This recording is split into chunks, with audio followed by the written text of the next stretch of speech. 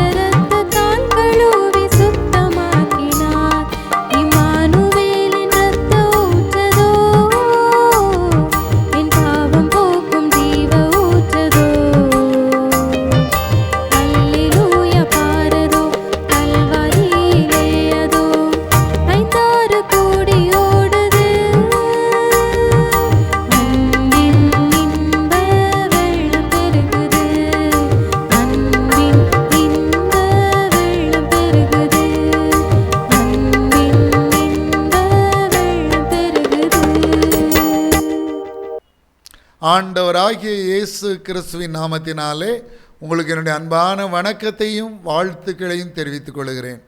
நம்முடைய இன்றைய இரவு தியானத்திற்கு ஆதாரமாக மத்தேயு எழுதின சுவிசேஷம் 8ஆம் அதிகாரம் 17ஆம் வசனம். மத்தேயு 8:17. இயேசுதாமே நம்முடைய பலவீனங்களை ஏற்றுக்கொண்டு நம்முடைய நோய்களை சுமந்தார். அவர்தாமே நம்முடைய பலவீனங்களை ஏற்றுக்கொண்டு நம்முடைய நோய்களை சுமந்தார். அன்பு சகோதர சகோதரிகளே, நோயினால் வாடுகிறீர்களோ, வைத்தியர்களால் கைவிடப்பட்ட நிலைமையில் இந்த நிகழ்ச்சியை பார்த்து கொண்டிருக்கிறீர்களோ, எங்களால் இயன்ற வைத்தியங்கள் நாம் பார்த்து விட்டோம், எங்களால் ஒன்றும் செய்ய முடியாது என்று வைத்தியர்கள் கைவிரித்து விட்டார்களோ, உங்களுக்கு ஒரு நம்பிக்கை உண்டு. சிலுவையிலே இயேசு நம்முடைய பலவீனங்களை ஏற்றுக்கொண்டு நம்முடைய நோய்களை சுமந்தார். வேதம் வியாதி நேரத்தில், பலவீனமான நேரத்தில் நமக்கு அநேக வாக்குத்தத்தங்களை கொடுக்கிறது. முதலாவதாக யாத்திராகமம் 15ஆம் அதிகாரம் 26ஆம் வசனம் சொல்லுகிறது, நானே உன் பரிகாரியாகிய கர்த்தர். ஆண்டவர் சொல்லுகிறார், நானே உன் பரிகாரி. ஆங்கிலத்தில் என்ன எழுதப்பட்டிருக்கு தெரியுமா? I am the Lord that healeth thee. I am the Lord that healeth thee. அதற்கு அர்த்தம் என்ன? நான் உன்னை குணமாக்குகிற கர்த்தர், நான் உன்னை குணமாக்குற கர்த்தர். குணமாக்குற கர்த்தர் யெகோவா ராஃபா நம்மோடு கூட இருக்கிறார். உங்கள் நோய்களில் இருந்து உங்களை குணமாக்குவார், உங்கள் வியாதியிலிருந்து உங்களுக்கு விடுதலையை தருவார், உங்கள் பலவீனம் எதுவாக இருந்தாலும் அதை நீக்குவார், உங்கள் சரீரத்தில் காணப்படுகின்ற வழியில் இருந்து உங்களுக்கு விடுதலையை தருவார். அவர் குணமாக்குகிற கர்த்தர். சில மாதங்களுக்கு முன்பதாக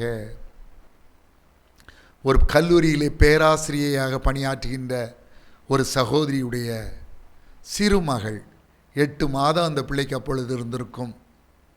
அந்த பிள்ளைக்கு தலையிலே ஒரு ஆப்ரேஷன் பண்ண வேண்டும் என்று வெள்ளூருக்கு நான் அழைத்து செல்கிறேன், என அவளுக்காக ஜெபித்து கொள்ளுங்கள் என்று அந்த பேராசிரியை என்னிடம் சொன்னார்கள்.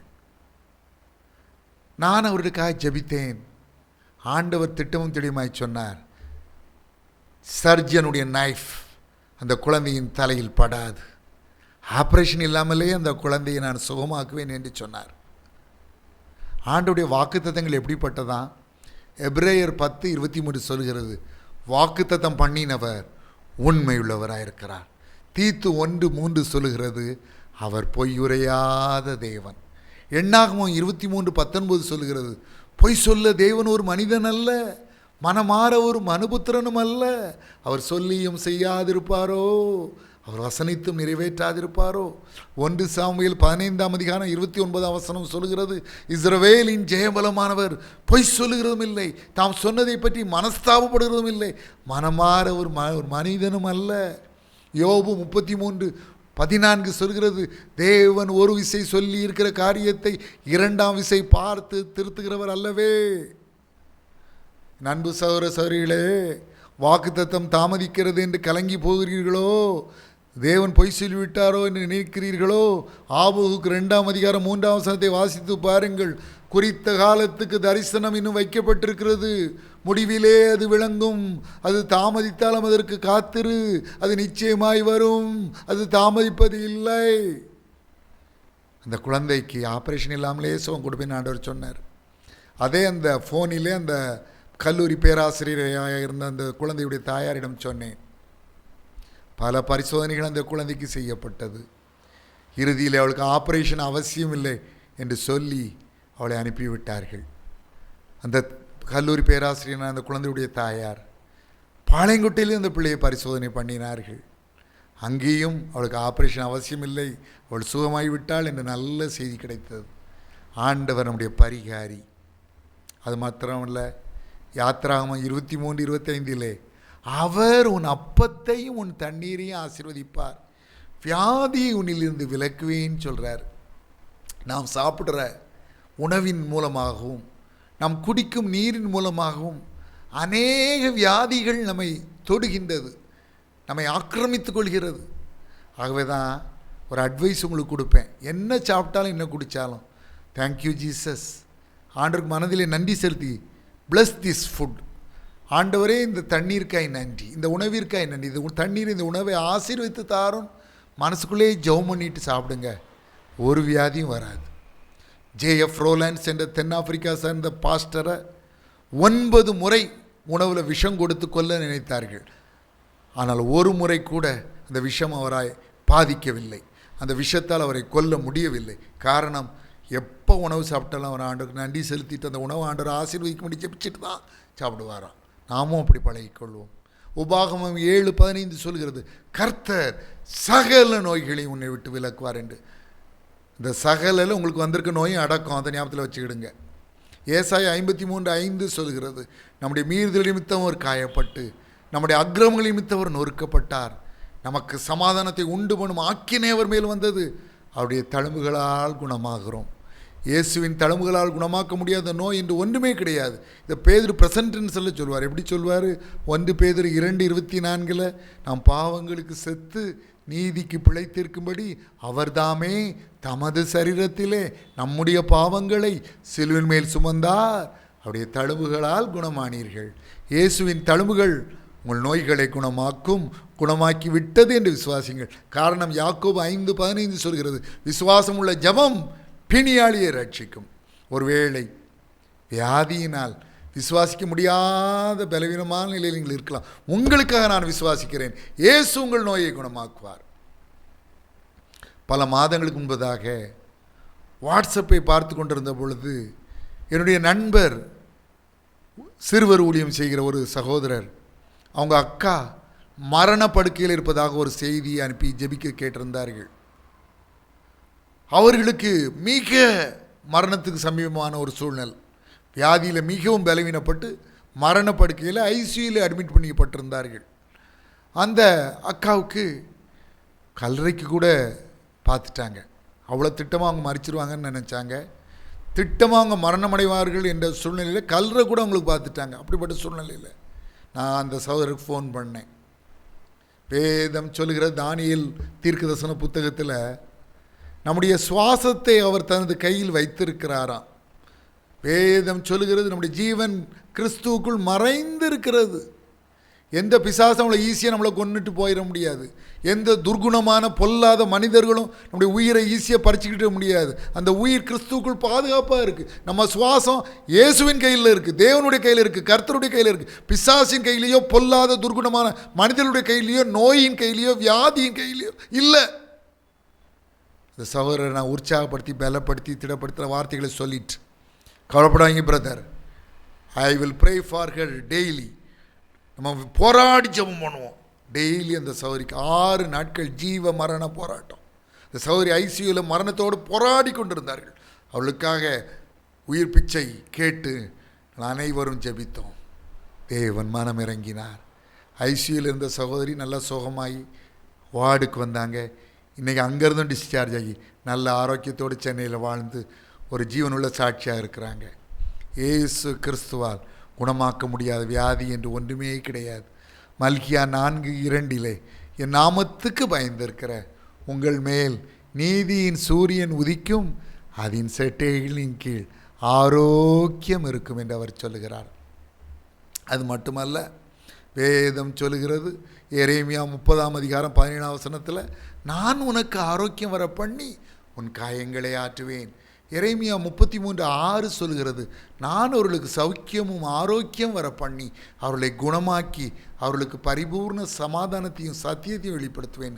சங்கீதம் 107:20 சொல்கிறது, அவர் தமது வசனத்தை அனுப்பி அவர்களை குணமாக்கி அவர்களை அழிவுக்கு தப்புவிக்கிறார். நீதிமொழிகள் 4:20, 21, 22 வசனங்கள் சொல்லுகிறது, அவருடைய வேத வசனங்கள் அவளை கண்டுபிடிக்கிறவர்களுக்கு ஜீவனும் அவர் உடலுக்கெல்லாம் ஆரோக்கியமாம் என்று. சங்கீதம் 91:10 வாசித்து பாருங்கள். வாதை உன் கூடாரத்தை அணுகாதின் வேதம் சொல்கிறது. தேவ பிள்ளைகளாக இஸ்ரவேல் ஜனங்களை பற்றி சொல்லும் பொழுது சங்கீதம் 105:37 சொல்லுகிறது, அவர்கள் கோத்திரங்களிலே பலவீனப்பட்டவன் ஒருவனும் இருந்ததில்லை. தேவ பிள்ளைகளே, மனம் கலங்காதீர்கள், உங்கள் இருதயம் கலங்காதிருப்பதாக. உங்கள் நோய் தேவ நாம மகிமைக்காக குணமாகும். உங்கள் நோய் தேவ நாம மகிமைக்காக குணமாகும். உங்களை வல்லமுள்ள சாட்சியாண்டவர் எடுத்து நிறுத்துவார். உங்கள் நோயை குணமாக்குவார். உங்கள் நோயை குணமாக்குவார். என் சொந்த அக்கா சிங்கப்பூரிலே ஐயில் ஒரு குரோத்துன்னு சொல்லி எம்ஆர்ஐ ஸ்கேன் வேண்டும் என்று சொல்லி அவள் அட்மிட் செய்யப்பட்டிருந்தாள். இந்த தகவல் எனக்கு வந்த பின்பு அவள் ஜெபிக்க சொன்ன உடனே நான் ஜெபித்த பொழுது ஆண்டவர் ஒரு வார்த்தையை தந்தார். என்ன வார்த்தையை தந்தார்? I have healed her, ask her only to praise me. நான் அவளை ஏற்கனவே குணமாக்கி விட்டேன், அவளை துதிக்க மாத்திரம் சொல், எனக்கு நன்றி செலுத்த மாத்திரம் சொல் என்று சொன்னார். எம்ஆர்ஐ ஸ்கேன் ரிசல்ட் வர்றதுக்கு முந்தைய ஆண்டவர் சொல்லிட்டாரு, அவளை துதிக்க மாத்திரம் சொல், நான் சுகமாக்கி விட்டேன். ரிசல்ட் வந்துச்சு. ஆண்டவர் சொன்ன வாக்கை நிறைவேற்றினார். என்ன, இந்த ரிசல்ட்டில் எல்லாம் நார்மல் என்று வந்தது. ஒரு க்ரோத்தும் காணப்படலைன்னு வந்துச்சு. எவ்வளவு நல்ல ஆண்டவர் பாருங்கள். நம்ம இன்றைக்கி அவர்கிட்ட ஜெபம் பண்ண போகிறோம். ஆண்டவரே, என் நோயை குணமாக்கும், என் வியாதியிலிருந்து எனக்கு விடுதலையை தாரும், என் சரீரத்தில் காணப்படுகின்ற வலியை நீக்கும், இந்த வலிக்கு காரணமான வியாதியை குணமாக்கும் ஜெபம் பண்ண போகிறோம். வியாதி உள்ளவர்கள் வியாதி உள்ள இடத்திலே உங்கள் கரங்களை வைத்து என்னோடு சேர்ந்து ஜெபியுங்கள். வியாதி உள்ளவர்கள் வியாதி உள்ள இடத்திலே உங்கள் கரங்களை வைத்து என்னோடு சேர்ந்து ஜெபியுங்கள். நீ விசுவாசித்தால் தேவனுடைய மகிமையை காண்பாய். நீ விசுவாசித்தால் தேவனுடைய மகிமையை காண்பாய். நன்றி.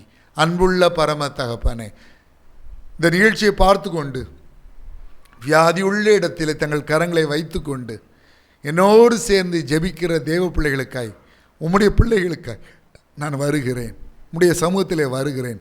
இயேசு கிறிஸ்துவின் வல்லமையுள்ள நாமத்தினாலே சகல வலிகளும் வியாதிகளும் பலவீனங்களும் நோய்களும் நீங்கும்படி கட்டளை கொடுக்கிறேன். இயேசு கிறிஸ்துவின் வல்லமையுள்ள நாமத்தினாலே சகல வலிகளும் வியாதிகளும் பலவீனங்களும் நோய்களும் நீங்கும்படி கட்டளை கொடுக்கிறேன். இயேசு கிறிஸ்துவின் வல்லமையுள்ள நாமத்தினாலே சகல வலிகளும் வியாதிகளும் பலவீனங்களும் நோய்களும் நீங்கும்படி கட்டளை கொடுக்கிறேன். கட்டிகள், வேண்டாத வளர்ச்சிகள் உரு தெரியாமல் மறையட்டும். கட்டிகள், வேண்டாத வளர்ச்சிகள் உரு தெரியாமல் மறையட்டும். நீர்க்கட்டிகள் மறையட்டும். கர்ப்பப்பையில் உள்ள பலவீனங்கள் குணமாகட்டும். சிறுநீரக கற்கள் கரைந்து போகட்டும். உரு தெரியாமல் மறைந்து போகட்டும். சிறுநீரக கற்கள் கரைந்து போகட்டும். உரு தெரியாமல் மறைந்து போகட்டும். நன்றி இயேசு சுவாமி. ஹல்லேலூயா, ஹல்லேலூயா, ஹல்லேலூயா. Let tumors disappear in the name of Jesus. இயேசு கிறிஸ்துவின் வல்லமையுள்ள நாமத்தினாலே டியூமர்கள் மறையட்டும். நன்றி இயேசு சுவாமி, நன்றி இயேசு சுவாமி. கேன்சர் நோய் இயேசு கிறிஸ்துவின் வல்லமையுள்ள நாமத்தினாலே குணமாகட்டும். ஹல்லேலூயா, ஹல்லேலூயா, ஹல்லேலூயா, ஹல்லேலூயா. சரீரத்திலே காணப்படும் வலிகள், அந்த வலிகளுக்கு காரணமான நோய்கள் இயேசு கிறிஸ்துவின் வல்லமையுள்ள நாமத்தினாலே குணமாகட்டும். உச்சந்தலை முதல் உள்ளங்கால் வரை உடைய பிள்ளைகளுக்கு பரிபூர்ண சுகத்தை கொடுத்தரலாம். காய்ச்சல் நீங்கட்டும். விஷ காய்ச்சல் இயேசு கிறிஸ்துவின் வல்லமையுள்ள நாமத்தினாலே குணமாகட்டும். யூரினரி இன்ஃபெக்ஷன்ஸ் இயேசு கிறிஸ்துவின் வல்லமையுள்ள நாமத்தினாலே குணமாகட்டும். நன்றி, நன்றி, கோடானு கோடி நன்றி, கோடானு கோடி நன்றி. ஒவ்வொருவரையும் தொடுங்க ராஜா, ஒவ்வொருவரையும் தொடுங்க, ஒவ்வொருவரையும் தொடுங்க, ஒவ்வொருவரையும் தொடுங்க, ஒவ்வொருவரையும் தொடுங்க, ஒவ்வொருவரையும் தொடுங்க, ஒவ்வொருவரையும் தொடுங்க, ஒவ்வொருவரையும் தொடுங்க, ஒவ்வொருவரையும் தொடுங்க, ஒவ்வொருவரையும் தொடுங்க. நன்றி, நன்றி, நன்றி இயேசு சுவாமி. தலைவலிகள் இயேசு கிறிஸ்துவின் வல்லமையுள்ள நாமத்தினாலே நீங்கும்படி கட்டளை கொடுக்கிறேன். நெஞ்சு வலிகள் இயேசு கிறிஸ்துவின் வல்லமையுள்ள நாமத்தினாலே நீங்கும்படி கட்டளை கொடுக்கிறேன். தொண்டை வலிகள் இயேசு கிறிஸ்துவின் வல்லமையுள்ள நாமத்தினாலே நீங்கும்படி கட்டளை கொடுக்கிறேன். ஹல்லேலூயா. தைராய்டு பிரச்சனைகள் இயேசு கிறிஸ்துவின் வல்லமையுள்ள நாமத்தினாலே குணமாகும்படி கட்டளை கொடுக்கிறேன். தைராய்டு பிரச்சனைகள் இயேசு கிறிஸ்துவின் வல்லமையுள்ள நாமத்தினாலே குணமாகும்படி கட்டளை கொடுக்கிறேன். நன்றி. உடைய பிள்ளைகளுக்கு உச்சந்தலை முதல் உள்ளங்கால் வரை பரிபூர்ண சுகத்தை கொடுத்தரணும். நன்றி இயேசு சுவாமி, நன்றி இயேசு சுவாமி, நன்றி ராஜா, நன்றி கர்த்தாவே. கை கால் வலிகள், மூட்டுகளில் உள்ள வலிகள், முழங்கால் வலிகள் இயேசு கிறிஸ்துவின் வல்லமையுள்ள நாமத்தினாலே நீங்கும்படி கட்டளை கொடுக்கிறேன். பிள்ளைகள் ஒவ்வொருவரையும் தொடுங்க. சருமத்திலே காணப்படுகின்ற தழும்புகள் நீங்கட்டும் இயேசு கிறிஸ்துவின் வல்லமையுள்ள நாமத்தினாலே. சருமத்திலே காணப்படுகின்ற பருக்கள் தழும்புகள் எல்லாம் இயேசு கிறிஸ்துவின் வல்லமையுள்ள நாமத்தினாலே மறையட்டும். நன்றி. ஆஸ்துமா நோய் இயேசு கிறிஸ்துவின் வல்லமையுள்ள நாமத்தினாலே குணமாகட்டும். வீசிங் பிரச்சனை, வீசிங் பிரச்சனை இயேசு கிறிஸ்துவின் வல்லமையுள்ள நாமத்தினாலே குணமாகட்டும். நன்றி இயேசு சுவாமி, நன்றி இயேசு சுவாமி. சிறுநீரக பாதையில் உள்ள பிரச்சனைகள் இயேசு கிறிஸ்துவின் வல்லமையுள்ள நாமத்தினாலே குணமாகட்டும். நன்றி. நரம்புகளில் உள்ள பிரச்சனைகள் வெரிகோஸ் வெயின்ஸ் இயேசு கிறிஸ்துவின் வல்லமையுள்ள நாமத்தினாலே குணமாகட்டும். யானைக்கால் வியாதிகள் இயேசு கிறிஸ்துவின் வல்லமையுள்ள நாமத்தினாலே குணமாகட்டும். நன்றி இயேசு சுவாமி, நன்றி இயேசு சுவாமி, நன்றி, நன்றி, நன்றி. உடைய பிள்ளைகளை தொட்டு கொண்டிருக்கிறபடினால் நன்றி, சுகமாக்கி கொண்டிருக்கிறபடினால் நன்றி. சகல துதியையும் கனத்தையும் மகிமையும் வல்லமையும் ஒருவருக்கே செலுத்துகிறோம். இயேசு கிறிஸ்துவின் நாமத்தினாலே வேண்டிக் கொள்கிறோம் பிதாவே, ஆமேன். இதை பார்த்து கொண்டிருக்கிற, இதை கேட்டுக்கொண்டிருக்கிற அன்பு சகோதர சகோதரிகளே, நான் உங்களுக்காக ஜெபிக்க வேண்டுமானால் உங்கள் ஜெப குறிப்புகளை எனக்கு அனுப்பி வையுங்கள். நான் உங்களுக்காக ஆண்டவரிடம் ஊக்கமாக ஜெபிப்பேன். என்னுடைய முந்தைய கடந்த நிகழ்ச்சிகள் மூலமாக ஆசீர்வாதங்களையோ அற்புதங்களையோ நன்மைகளையோ பயன்களையோ பெற்றிருப்பீர்களானால் தயங்காமல் எனக்கு தெரியப்படுத்துங்கள். நான் ஒன்று சேர்ந்து ஆண்டவரை துதிக்க, அவரை ஸ்தோத்தரிக்க, அவருக்கு நன்றி செலுத்த, என்றும் அவருக்கு நன்றியுள்ளவராய் வாழ அது ஏதுவாக அமையும். ஆண்டவராகிய இயேசு கிறிஸ்து தாமே உங்களை ஆசீர்வதிப்பாராக. May God bless you.